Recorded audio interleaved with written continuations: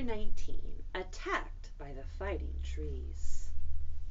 The next morning Dorothy kissed the pretty green girl goodbye, and they all shook hands with the soldier with the green whiskers, who had walked with them as far as the gate. When the guardian of the gate saw them again, he wondered greatly that they could leave the beautiful city to get into new trouble. But he at once unlocked their spectacles, which he put back into the green box, and gave them many good wishes to carry with them. "Well, you are now our ruler," he said to the Scarecrow, "so you must come back as soon as possible." "I certainly shall if I am able," the Scarecrow replied, "but I must help Dorothy get home first." As Dorothy bade the good-natured guardian a last farewell, she said, "I have been very kindly treated in your lovely city, and everyone has been good to me. I cannot tell you how grateful I am." "Don't try, my dear," he answered. "We would like to keep you with us, but if it is your wish to return to Kansas, I hope you will find a way."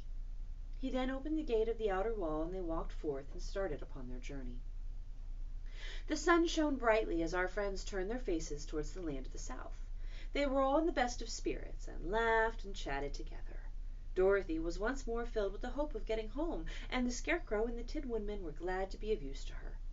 As for the Lion, he sniffed the fresh air with delight, and whisked his tail from side to side in pure joy at being in the country again, while Toto ran around them and chased the moths and the butterflies, barking merrily all the time.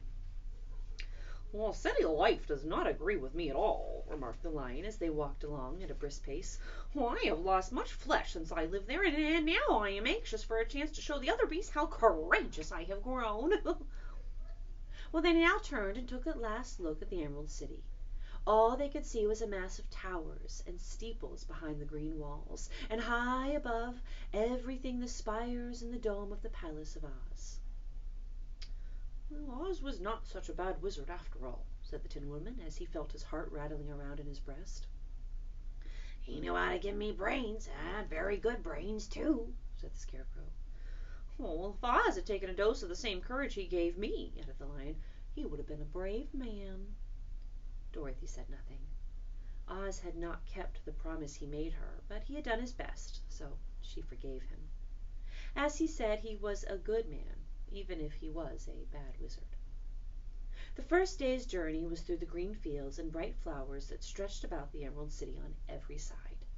They slept that night on the grass, with nothing but the stars over them, and they rested very well indeed. In the morning they traveled on until they came to a thick wood. There was no way of going around it, for it seemed to extend to the right and left as far as they could see, and besides, they did not dare change the direction of their journey for fear of getting lost. So they looked for the place where it would be easiest to get into the forest. The Scarecrow, who was in the lead, finally discovered a big tree with such wide-spreading branches that there was room for the party to pass underneath. So he walked forward to the tree, but just as he came under the first branches that bent down and twined around him, and the next minute he was raised from the ground and flung headlong among his fellow travelers. Well, this did not hurt the Scarecrow, but it did surprise him, and he looked rather dizzy when Dorothy picked him up. "Well, here's another space between the trees," called the Lion. "Let me try it first," said the Scarecrow, "for it doesn't hurt me to get thrown about."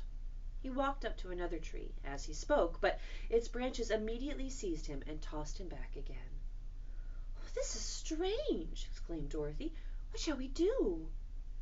"Well, the trees seem to have made up their minds to fight us and stop our journey," remarked the Lion.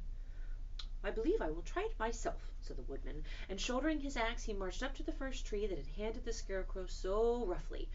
When a big branch bent down to seize him, the Woodman chopped at it so fiercely that he cut it in two. At once the tree began shaking all of its branches as if in pain, and the Tin Woodman passed safely under it. "Come on!" he shouted to the others. "Be quick!" They all ran forward and passed under the tree without injury, except Toto, who was caught by a small branch and shaken until he howled. But the Woodman promptly chopped off the branch and set the little dog free. The other trees of the forest did nothing to keep them back, so they made up their minds that only the first row of trees could bend down their branches, and that probably these were the policemen of the forest, and given this wonderful power in order to keep strangers out of it. The four travelers walked with ease through the trees until they came to the further edge of the wood, and then, to their surprise, they found before them a high wall which seemed to be made of white china. It was smooth, like the surface of a dish, and higher than their heads. "What shall we do now?" asked Dorothy. I will make a ladder, said the Tin Woodman, for we certainly must climb over that wall.